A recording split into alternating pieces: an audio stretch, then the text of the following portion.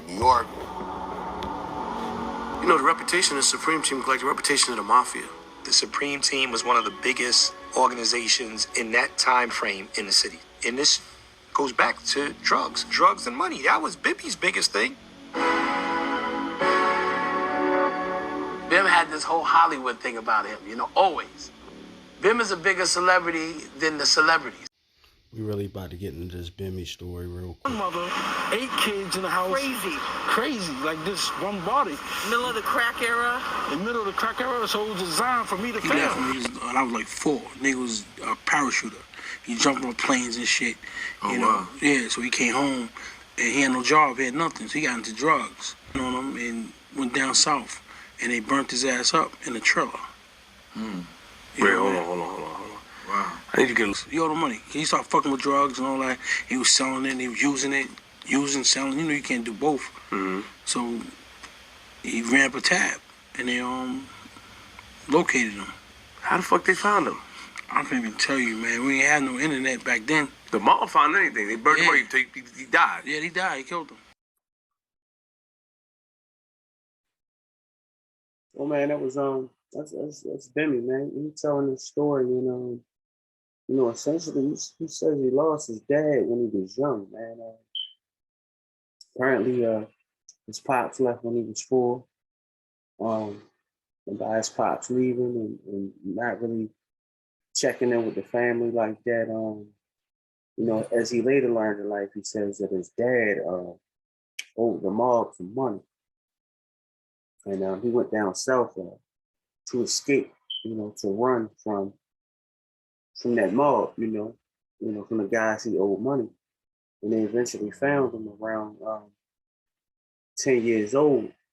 When Bimmy was 10, and when they found his father down south, they murdered him, man. They burned him and everything. They took his life over unpaid debt. And, from, in my thought process in life, yes, you must teach a man a lesson, if it comes to that. But at the end of the day, dead men can't pay no bills. So if a dead man can't pay no bills, how do you rationalize that? You'll never get your money at this point. But I guess back then it wasn't about, it wasn't necessarily about getting what you was owed. It was about sending a message, proving a point, things based upon principle. So that's pretty much, the issue that he said that is, that went on with his dad. But he said from 4 to 10, he didn't have contact with his father, man. And, he went to the funeral and everything, but he really couldn't say him because it was a closed casket because they burnt him back. And, it's like a little, it's a little wild to hear that he's talking about his father. You got to imagine what type of trauma that may have caused in Bimmy's life. That may have been one of the things that pushed him toward the street. And he also, when he was talking about his dad, he also said that his dad sold drugs and used drugs. So by him selling and using drugs, that was the problem right there. That's why he owed so much. And there's a few other things that he's talking about, but I'm going to kind of, chop it up a bit, use Bimmy's story. I kind of like just give my perspective on some of the things that he's mentioning. And this is coming from different documentaries and, things of that nature, different sources of information where he's talking firsthand. That way I'm not, taking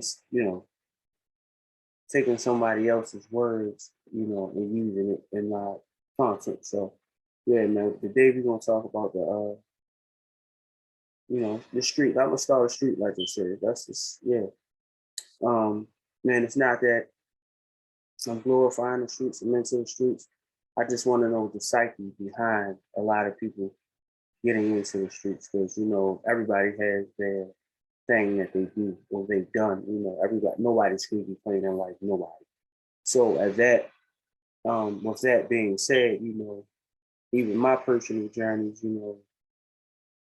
there are things that we've all done that we're not proud of. There are things that we partook in that wasn't so squeaky clean, and we don't justify these things. But people's stories need to be told properly by someone who doesn't share an outside bias. Like, because when you grow up in the inner city, these are things that people that don't grow up here or grow up that way, that doesn't grow up in Queens, they didn't grow up in Baltimore, they didn't grow up in LA, they didn't grow up in Detroit, they didn't grow up in some of these bigger inner cities. And let's not get it twisted. The South is crazy as well. Like, all across America, all across the globe and other countries, there are hoods everywhere. There are inner cities everywhere where there's poverty and people don't have a lot of opportunities, so they do what they can and what they have to do to survive. And people who grew up with quote unquote a silver spoon, or people who've grown up with wealth and money in suburban neighborhoods that never lived in the inner city, don't understand the decision making process. And as Bimmy speaks in these interviews, I'm going to be the one to kind of go back and get my comment in the content and let you know that, hey, this is the setup. This is his, and his mother worked 3 jobs to provide for, his sibling, him and the siblings. Like, and she said that all she had to give her kids was the Lord after using all that money. I mean, all the money for working on 3 jobs just to provide the house and food for them. That was it.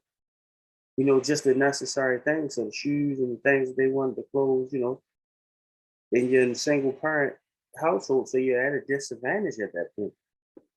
So by you being at a disadvantage at that point, what happens is you decide to take matters into your own hands. A lot of times, as men and as men at a house, once our father leaves or dies, or let's just say your mom dies and your pops is the one who's left, and he has his own issues, and you have other siblings, so people have to do what they have to do. And sometimes, as a young man, you take on a lot more than you're supposed to because of what your situation is. You're not allowed to be a child. You're not allowed to experience childlike things.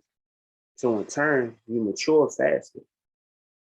And then you do adult things. Now, it's also a flip side of that.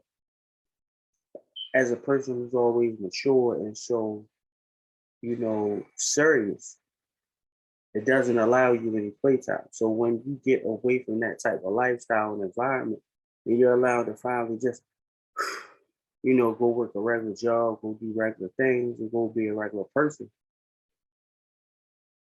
Sometimes you revert back to childish measures. Most men won't admit that, but those things happen, And that's why, at the end of the day, when a man or a boy is forced to become a man early and they run those streets and they do those things, they're serious 90% of the time.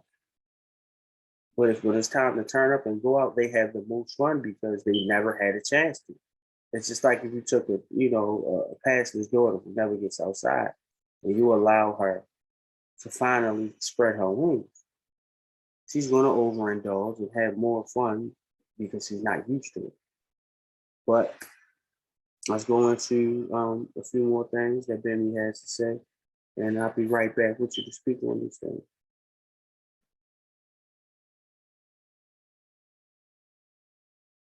Were you? I was like probably 10. So from 10. He left the house at 4. From 4 to 10, you didn't have no contact No with him? contact. He ain't fuck with us. I don't know what the nigga problem was. He ain't fuck with us. Did you go to his funeral at least? I went to his funeral. It was a closed casket because they burnt them. And y'all knew the mob did it? No, as I got older, I found, my uncles and all them talking, and you know what I mean? I found out that. So how y'all thought it was an accident at first? Yeah, not really, because he a parachuter. He can jump out of a fucking window. You know what I'm saying? And there ain't no stories. Just jump out the window. He jumped off planes. He can't jump out the window and survive that. So you know it was fishy. You know what I mean? You think they heard him first and then set it on fire? Yeah, definitely. Definitely. So tell us about your. One of the strongest women I've ever met in my life. You know what I mean? Like, she had like 3 jobs. You know what I mean? And she took care of all of us, but she couldn't give us nothing. You know what I mean? You ask her to this day, she said I had nothing to get him but the Lord. You know what I mean? That's all I can get him. You know what I mean? I used to run around in Chinese slippers, playing basketball in Chinese slippers and shit. Like, you know, we was always behind the bills. We ain't had no hot water. We had no heat. You know what I'm saying? No food. How many of y'all lived in the house? 8. Oh my God. So, you know, it was crazy. Niggas fight. Like, it used to be more cold in my house than it was outside. I used to take my sister's blow dryer and put it in the bed with me at night and put the blow dryer on and the head, it was going on. And my brother was telling my mom, like, Bimmy got the blow dryer on. You know what I mean? He said, motherfucker, she come and whip my ass. I'm like, nigga, you can start a fire. You know, I'm like, why it's cold in I got the blow dryer on. Yeah. So okay. Yeah. And that's where her parents is from. Yeah, her parents is from there. What about your father's parents? You don't know. They're from South Carolina. Was a fighter. Your dad? Yeah. Yeah, she was. She the first. She introduced me to the streets. Like, she took me to like gang fights. She was with the Lady Nomads. Right now, as I'm getting into the interview with Queen Flip and Bimmy, he has 8 brothers and sisters. You know, there's 8 of them in Flint. And Bimmy states that his mom she's Creole, so like she comes from the New Orleans, Louisiana type background, and his dad's from South Carolina, and that's a wild mixture in itself, you know. And so it brings a different type of thing to the table. But my man said he had to use the blow dryer because they ain't had no heat. And, you know, most people question, okay, why was he running around with the spring team and this, that, and the third? But look at his upbringing. Look, the choices he's made was based on, you know, the circumstances that he was living in. You feel what I'm saying? And if people don't know, like,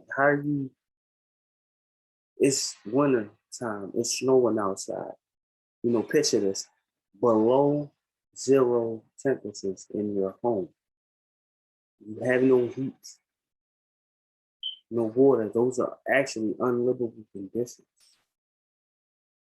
He plugged the blow dryer up to keep warm. His mother beat him because he said, hey, you can start a fire doing that. What's wrong with you? Now, listen to that story. It's like you use an extreme measure to cover up an extreme conflict. You're cold as a child. You don't know these things. You just worried about keeping warm, essentially. So, you do what you have to do. And eventually, if you live like this long enough, somebody offers you a chance to make some quick and easy money, you're not going to turn it down. You know, and I'm thinking like, yeah, this is the start. This is the start. Now, I don't believe that Bimmy was all bad ever. Nobody is.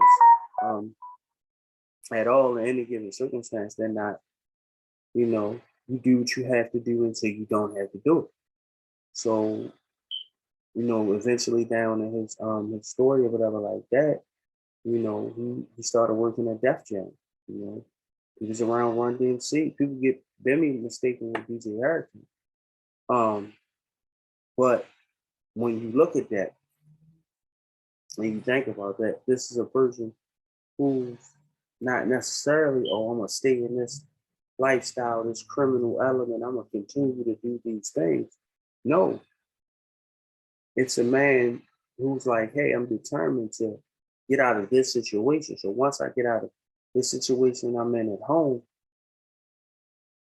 I don't want to do this other thing forever either. So I'm going to get out of this by using other resources.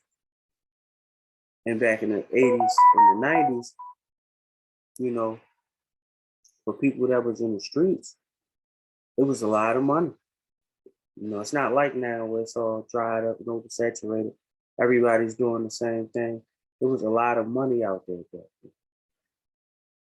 So people got to understand the 80s and 90s, it was so much money that the drug dealers look like the superstars that you see today. The only difference is the drug dealers back then. That's where this is where hip hop gets its style from. All the streets and hip hop is one. It always has been and it always will be. That's why so much violence in the music, and that's why so much violence and gang activity surrounding hip hop, because that's where it came from. Yeah, we could judge the kids for acting the way they act, of course.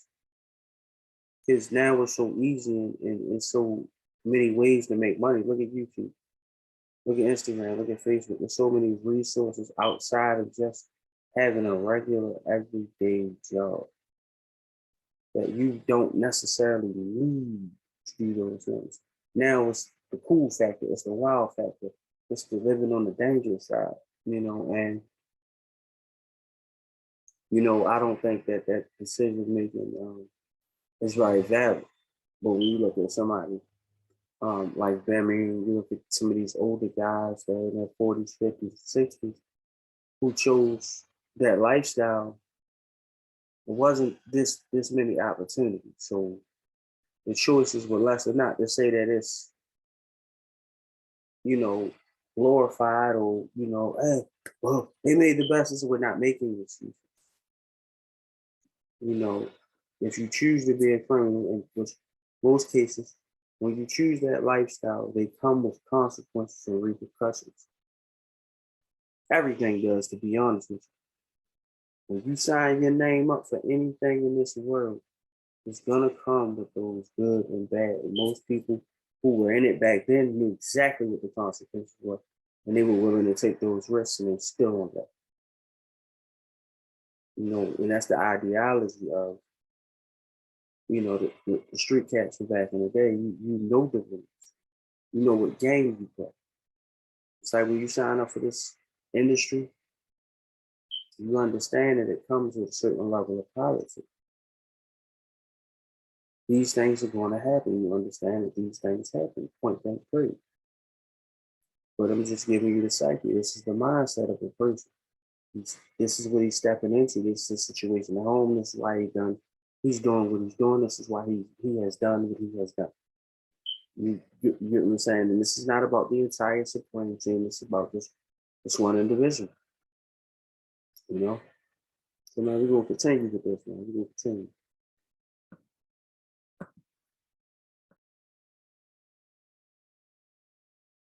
So they were kind of at their peak at this point. Yes. But you knew them before then, right? Yeah, I knew them from like the playground. It was a center called PAL, Forster Laurie, where they had, you can play basketball in the gym, you can box, you can swim, you can play golf, different stuff. Community recreation center. Yeah, athletic leagues and all that type of stuff. Okay. So, Jam Master Jay should be in there, Run should be in there, and we should also be in the gym together, you know what I mean? Are you their age or? No, I'm a little bit younger. Okay. Not much, though. Not much. But the whole community was there. It wasn't like, an age bracket. Right. It was. And that drew from what? Like Hollis? Hollis. How do you pronounce Rockdale? Rochdale? No, Rochdale. Rochdale. So that drew from Rochdale? No. Just Hollis, French Lewis, Linden. It's like those areas. Oh, no. Okay. So now that area where that was that more of a? They call it the north side. North side. Is that like a little nicer? Ain't none of that shit nice to me. Oh, that's not nice either. Okay. Nah, none of that shit. But a lot of that Queens area is nice. What it is it was houses. We had backyards. You know what I'm saying? So does Detroit, and that's about the worst place in the country. So yeah, I know what you're saying. Just because people got houses and backyards don't make. But he been like that. He was managing LL Cool J, and he was like one of the big A&Rs over at Def Jam. Bimmy was around the Run DMC days. He was really just one of us. Everybody thought I was a hustler. Everybody thought I was a drug dealer because I hung out with him. Hip-hop was a great fit for Bimmy because that's what we grew up on. And he had to connect. He worked with the biggest rap group of all time.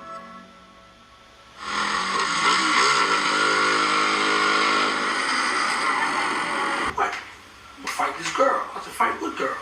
She said her name was Trina. She could call my phone, blah, blah, blah. I said, hold on, Trina who? She told me. I said, I'll go to Trina's house. I said, listen, come outside. Bring your mother, everybody outside. I said, listen, that girl you talking about fight, that's my sister. Wow. And none of that happened. You know what I'm saying? So they dead this, but that's Corey D with baby mother. Right. So Corey comes to the projects to fight me. Really? He got his gloves on, right?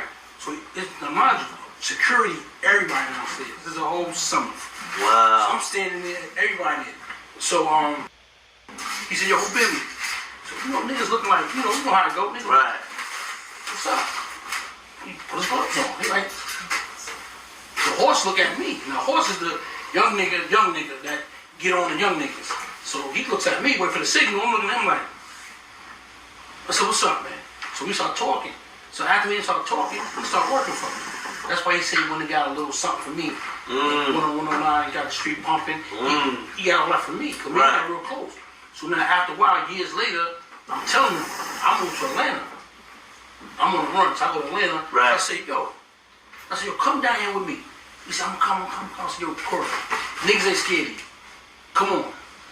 or after? No, that was definitely. No, it's legendary nigga here. That was after. After, so you came home. Before. Because they bailed me out. I mean, Whitney. Right. They bailed me out, so I was before. Damn, what the What? Whitney and Bobby bailed you out? Yeah, whoa. No, you put some respect right here. No, you need to put some respect, because I feel like she don't have enough respect for the street shit. You understand? Wait. No, You Whitney shut up. Houston. So all right? Whitney and Bobby Houston and bailed Bobby. you Yeah, out. Whitney and Bobby. Yeah. That's epic. Very epic. And that's legendary. That's a legendary story. You finished? No, because I feel like she didn't know. Dudes' names. You know what I'm saying? So I came up here, she kept calling me. Yeah, I want to get some. I said, go make some music. Go make a record. My crib had a safe house down my block from my house. She never knew. I play like I'm going that way, but I go around the corner and go to my crib. So you fucking her, but you're not into music though. No, I'm not into music. You know rappers though. Yeah. Rappers know you. Slick Rick. Everybody's coming to the park. Salt and Pepper. Everybody's coming to the park. You know what I mean? Everybody. What park? That's Baisley Park. Baisley Park. Baisley Park. That's where Okay, they on the have south the side. games. That's right. On the games. Yeah. I know. I'm coming crazy. It was sick, man. It was sick. Police are trying something. Sometimes they bring a key in it. Them was running around 17, 18. You know what I'm saying? My pops. So essentially, man, with this Bimmy story, what I'm trying to get out to people is that, sometimes you do what you have to do, but you can always change your life. There's always a way to reform yourself, redeem yourself. So when you look at Bimmy, you look at Big U, you look at some of these other guys who are considered to be real street cats, you look at Jay-Z, you look at 50 Cent, you look at Ja Rule, you look at these guys that were street guys or connected with street guys. You look at Boosie, the Boosies of the world, you start to understand that you can always make a change and a difference. And sometimes people are not who they want to be, but simply who they have to be to survive in order to become who they're supposed to be. Life is nothing without adversity. It's nothing without trials and tribulation. And you must overcome these things. You must continue to push yourself regardless of the situation that you've been put in. You have to work with the hand you've been given. And I know that sounds so cliche and super cliche, but you just got to find something else because life is too short. You don't want to be one of those people who staring down the barrel of a weapon, or, one of those people sitting inside of a cell confused and you still don't understand to a point why you're even there. You just know that, you put yourself there with whatever decision you had to make. And sometimes, when you look at the risk versus reward, you have to ask yourself, is that what you really want? And, if you're doing it because you have no other ways to provide. Okay, the world may not understand it. Some people will, some people don't. I'll tell you personally, I do. Sometimes you just gotta do what you gotta do, whether right or wrong. But once you gotten what you needed, once you gotten, what you set out to get, you should leave those things alone and take that money, those resources that you didn't have at first that you went back to gain, and you should put that into something positive, because you can't do the same thing forever. If you're a robber, a street cat, you're a scam artist, you run up the credit card, you run the credit, whatever thing you do to get you money, you work in a job that you hate getting paid on the table so you can avoid certain things. You can't do it forever. So once you figured out, okay, this is how I made this amount, and I've done this, that, and the third, okay, it's time to get out, always have an exit plan. And a lot of people don't have exit plans, When you look at Bimmy, and when you look at Supreme, when you look at all the other guys that were attached, when you look at these gentlemen, people are like, oh, such and such sold out, they left this alone, they left that alone. No, that's not always necessarily the case. Sometimes people move away from something to better themselves. Had he just stayed right there to the end, he wouldn't have a story to tell. You just know about his sister, and that's the thing. If your whole family is in the streets and that's how you earn money when y'all ain't have it, that's the way he saw, because that's the example that he was shown. So he followed it. But just like his sister, the minute that something else shook out and could have worked in their favor, they changed course. And they made a decision to better their lives, and now they don't have to worry about their, family burying them, and they don't have to worry about being in prison. And a lot of times with you struggling to move away from something, that can ultimately hurt us. And this is just a lesson to all, man. You can change your life. And I wanted to tell this because it's not many stories where he's, giving up how he got started. Because for the longest time, you never seen this man's face on camera. You never seen him out in the public eye too much. Like 2-3 years ago, I'm just finding out that him and, Dad, which is Walker's mom, is related. Right? Walker used to always talk about his uncles and his family being in the streets in the interviews. And, when I was younger, when I was listening to Gucci and things like that, Gucci and Jeezy beef going on, I knew who Dad was. I just didn't know the extent of her. And when Walker came along, I didn't know, what he was referring to, but it makes a lot of sense of who Walker is. Why he's an intelligent gentleman, but he put them hands in because he was raised that way. You get what I'm saying? Yo, be smart, but don't ever let nobody play with you. You know what I'm saying? And so when you look at these type of things, and you look at these people, look how they're able to change and move accordingly with their lives and start up new things. And now that he has a story to tell, book deals are coming, movies are coming, because this is what people, they don't want to. People want to get involved, but don't want to get involved. They want to know how it is, but don't want to know how it is. So they live vicariously through others. So this is one of those things. Certain people, their stories need to be told. There's a lesson in this. It's not, oh, we're going to glorify them, we're going to celebrate. I'm celebrating the fact that I see that he made a change in his lifestyle and where he was headed. I'm not celebrating the things he went through or done or the adversity that he's been a part of. Not celebrating that part. Because we know what that can lead to. We've had too many examples of what that can lead to. But we got to know to judge certain rappers and entertainers who, quote unquote, had street past, but y'all don't see them do nothing in the street, so they're not real. No, the goal is to stay away from drama and to stay out of prison.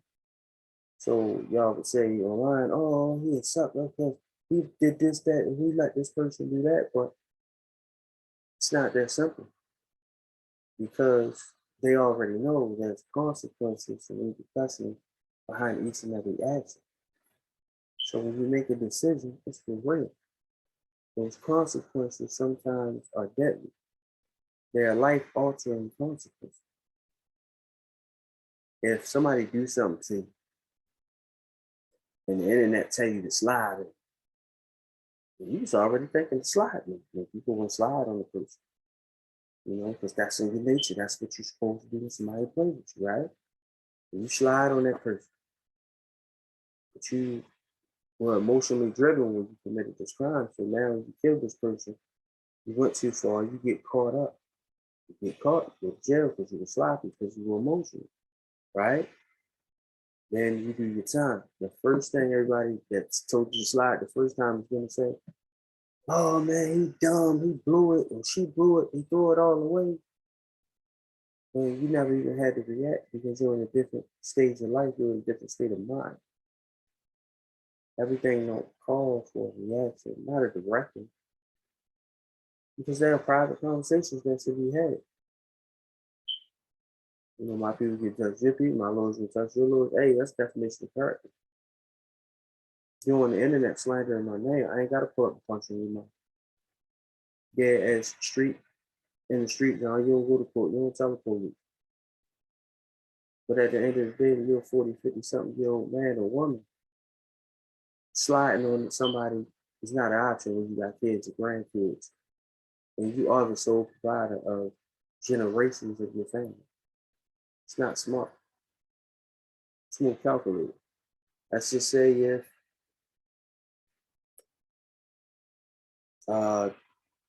Jay-Z was driving past in a limo and somebody just so happened, that's Jay-Z in a limo, and throw a rock at his window.